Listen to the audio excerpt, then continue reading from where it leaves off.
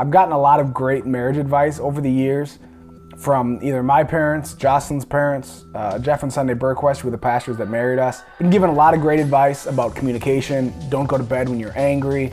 Great advice my dad gave me on our wedding. He said, don't forget how you feel right now when you're happy and you love her, because later down the road, there might be times when you're in a fight, things aren't going great. That's all great advice. But I think the best advice that I could ever give and that you could ever get for marriage is to put her needs first. Marriage is not about you, it's about the other person. You should be completely selflessly putting her needs above yours. And she does the same thing. See, if I'm not worried about where I'm gonna eat, but I'm thinking about what she's gonna eat, and if she's not worried about what she's gonna eat, but worries about what I'm gonna eat, we both get fed. That makes sense? If we're going on a date, and I'm concerned about whether she's gonna have fun or go somewhere that she wants to go to, and she's concerned whether I'm gonna have fun, then see, I don't have to be concerned about me having fun because she's taking care of me and I'm taking care of her. If we have a big decision to make, I come in thinking, how is this decision gonna affect her?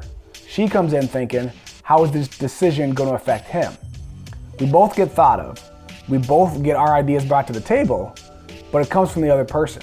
And it's that complete sacrificial giving to another person. I don't have to be worried about whether I'm gonna get taken care of, because that's what she's worried about. That's what she's thinking about. She's taking care of me, I'm taking care of her. So she doesn't have to worry about if she's gonna get fed, if she's gonna get taken care of, because I'm taking care of her. And it's this picture of unselfishness that is just, quite frankly, amazing. And I'm not saying that we do this all the time. I'm definitely not perfect at it. But that's kind of what we strive for. That's what we think about in the back of our heads when we're doing things, when we're making decisions.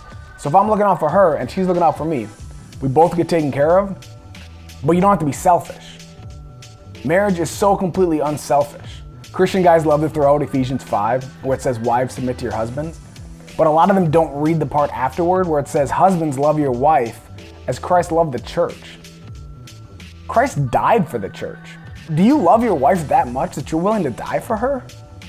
That's so much more intense than just listening to her, picking up your socks every once in a while, folding the clothes, washing the dishes. It's so much more than that. That love that Christ has for the church, unbelievably selfless. And that's the love that we as husbands need to have for our wives. Talk about getting dishes done or chores around the house. If I'm thinking of her and I'm like, I don't want her to have to do the dishes, then I do them. If she's thinking about me and thinking, oh, I don't want him to have to do the dishes, then she does them. So the dishes get done. We as human beings are afraid to do that. We're afraid to put somebody else's needs above our own, even in a marriage, but I mean with people that we come across on a daily basis, we're always thinking about ourselves first. But marriage is not selfish. It's completely selfless. Don't be afraid to give everything you have.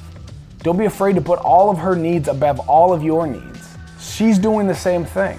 So I can put Jocelyn's needs first because I know she's putting my needs first. It seems like such a simple thing, but it's the most important thing you can do in a marriage. Believe me, if you try to apply this to your marriage, and I don't do it every time, but I try to.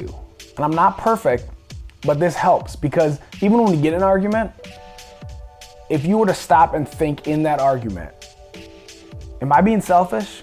Am I putting her needs first? Boy, that changes the argument significantly, doesn't it? You really look at it completely different when you're looking at it from the perspective of her needs first. When she does the same thing, it's a beautiful thing, and that's what marriage was supposed to be. That's the way God created marriage to be. See, when I married Jocelyn, I didn't marry her so that she could help me and provide for me and take care of me. I married her because I loved her and I wanted to take care of her and meet her needs and help her. And when she married me, not for me to take care of her, but for her to help me. That's what marriage is about. Marriage is completely selfless. It's not about you. It's not about what you can get out of the relationship. It's about what you can give her out of the relationship. So if you're married and your marriage is struggling, or maybe it's doing great, but it could always be better, think about this. Try to apply this to put the other person's needs first. And maybe sit down and have a conversation with them about you're gonna put her needs first and she's gonna put your needs first. But talk about that. I promise you it's gonna help. And if you're single and you're watching this, don't even think about marrying her.